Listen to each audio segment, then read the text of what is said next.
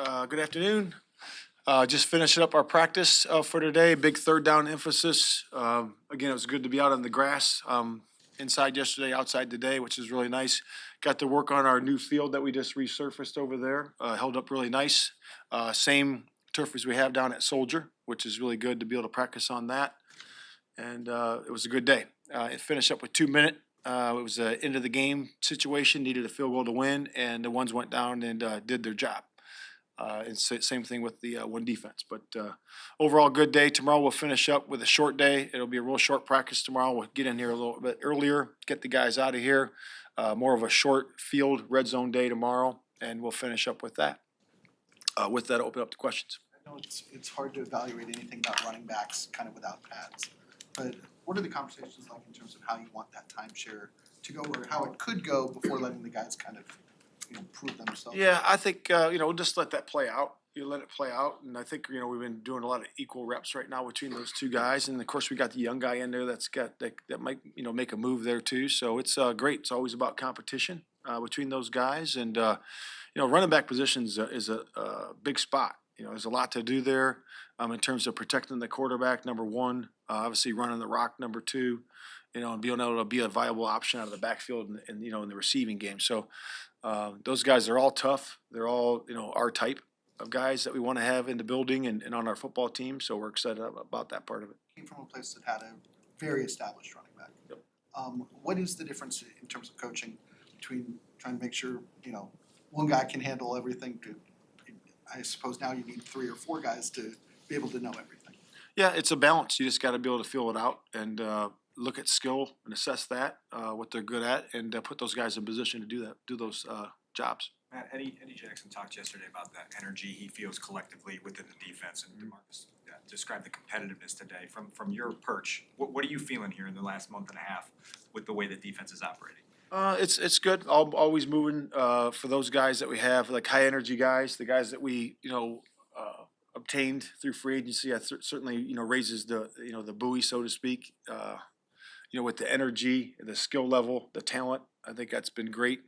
And those guys can feel that. And I think when you start making plays, you gain some confidence. And I think the camaraderie is getting really good. The gelling of the guys playing side by side next to each other, knowing the coverages. And as we keep getting the repetition on the fronts and coverages and the pressures that we're running, I think guys will get more comfortable.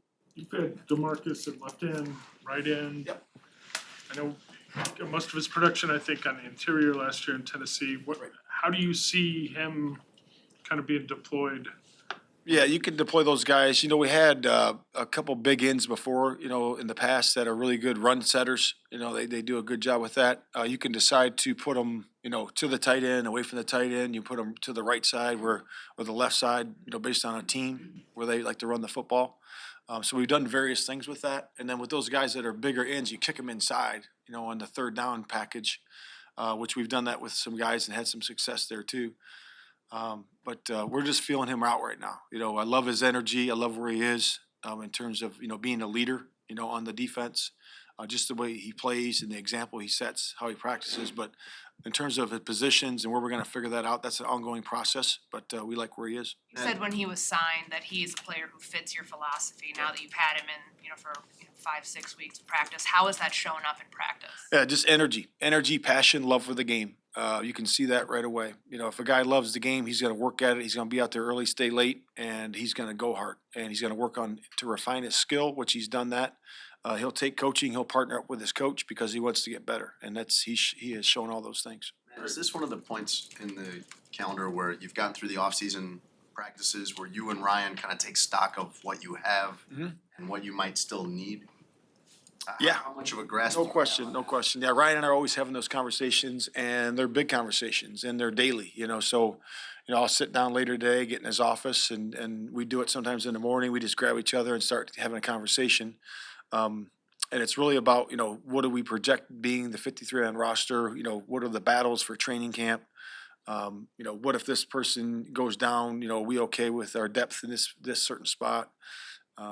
We talk a lot of different topics about the roster, and I think it's important to do. We try to prepare yourself for anything that can happen during training camp and then leading up to the season, and that's what we're doing right now. You Among satisfied those- with the roster right now, or do you look at spots and say, well, that need improvement? Yeah, yeah, we love the guys that are here, of course, but our job is to always make the roster better, right? And, we're always gonna be looking to upgrade in certain spots that we need to. The premium positions are, of course, our first, and then, the role players are second. And, we always do that, and, that's our job as, GM and head football coach. Think there's a chance you guys get an edge rusher in the break between this and camp? Yeah, I think they're always looking for all positions. I think that's one of the positions we're looking at, and it's potentially we can get that done. Are you comfortable with the amount of leadership that you have in the room right now? Yeah, I feel good about it. I think you look at the draft picks from last year, the draft picks from this year. That's a young group, and then there's a great core when we got here. With the Coles and Justins and all those guys and Moonies that were here. There's a great group of leaders that were already here. So we're just gelling that with the guys that we signed this year, and we signed the right kind of guys, and we drafted the right kind of guys in terms of they love football and their makeup's right, and their team ability is really good, and they've really been working on their relationships, and that's a big part of this off season. But that's leadership too. To be vulnerable, a lot of times that shows leadership. You can't just say, okay, hey, I'm being a leader, I'm standing up in front of the group, Mr. Tough Guy all the time. Sometimes you got to be able to step away and be vulnerable and say, okay, hey, this is where I made mistakes. Okay, and this is where the younger guys can learn from that. And we've done a lot of those sessions with the older guys talking to the younger guys, and that shows really good leadership. What's your role in bringing that out? Guys, be vulnerable. Just set it up for them. Set it up for them. People always say that you have, I want to work on this skill or I want to work on relationships, and they never put any time into it. It's all just it's just words. When you put action behind it, then it means something. So a lot of times actions is setting it up for the players and giving them time to do it. Let's spend 4 minutes on relationships, and then 2 hours and 62 minutes on 242 minutes on football. Well, that didn't work. You got to split it up. We've given them half hour, 45 minutes to be able to do that during this off season, and that'll be good. That'll be a good quote later on. 2 hours and 62 minutes. You'll get me on that. So I'm okay with it. Matt, when you talk about Justin and getting rid of the ball, and Yeah. you said you were gonna spend more time in the passing game throughout the spring. Yeah. Which you have. Are you satisfied where he's at specifically when it comes to? I think we're on track. I really do. I really feel good where we are. We've spent a lot of time and attention on that as well, and we're going to continue to do that during training camp. And to me, that's it's great to have those 7-on-7s where you can work on the rhythm, the timing of it, work on your pass coverage as well. And we're going to continue to do that. Like you guys said yesterday, we're going to, we have guys that weren't in there, Claypool and Mooney and different guys that weren't in there. We're going to have to catch up on that. So we're going to continue to do that. How do you iron out the misfires that Justin's had? There've been very few, but over the past couple of practices. Oh, it's just repetition, coaching, repetition, execution. Just go back and reset and say, hey, what was the situation that caused that? And then work on it, refine, and keep going forward. That's what you do. Now, we heard from DeMarcus Walker talking about moving on from last season as a newcomer and putting that behind you guys. As the head coach, what kind of conversations have you had with some of the players about making losing unacceptable and kind of building something this year? Yeah, I would just say that to have your eyes forward. When you're in this business as a pro player, pro coach, you have your eyes forward. What are you doing now to take positive steps? And it's always about the next game. So we're just preparing for our first game. That's all we're doing. We're getting ready for that game. And how do we do that? We got a long way to go. We got a lot of reps to, you get over 1,000 reps in training camp, with your groups, and that's almost an entire season. So we have a lot of reps, a lot of execution to get there before our first game. For two seasons, durability's been a bit of an issue for Tevin. Is there anything you can do to make it a non-issue that you can help him with, that you guys as a collective staff can?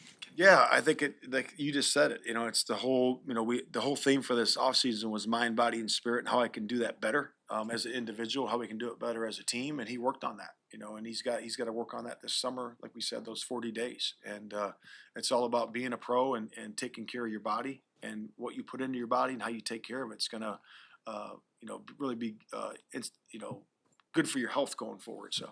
Matt, a lot of the veteran offensive linemen, when they've been asked about Darnell Wright, like what's to expect as the biggest transition, they mentioned the speed of the game. This might be a dumb question, but since he was in Tennessee's offense and they ran so much hurry up and he was on the field for so many plays, will that help him with the speed of the game and translate into the NFL because he was part of something that was such a fast, high octane offense? Yeah, I think it helps with his mental stamina.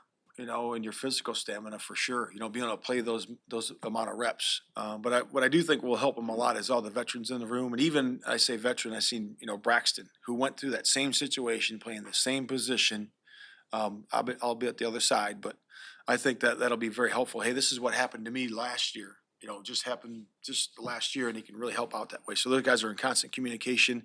Then having Cody and Lucas and Nate, all those guys in there that have a lot of experience is going to help them as well. Maybe Can we one- address, I know you've been addressing this, but are Claypool and Mooney still on track for training camp?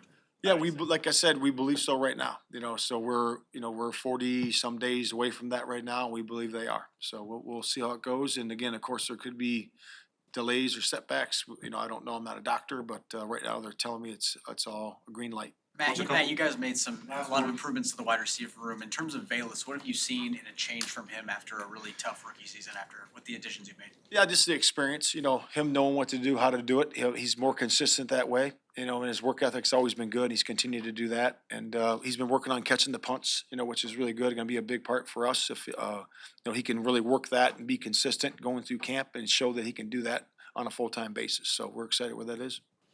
Thank you. Thank you.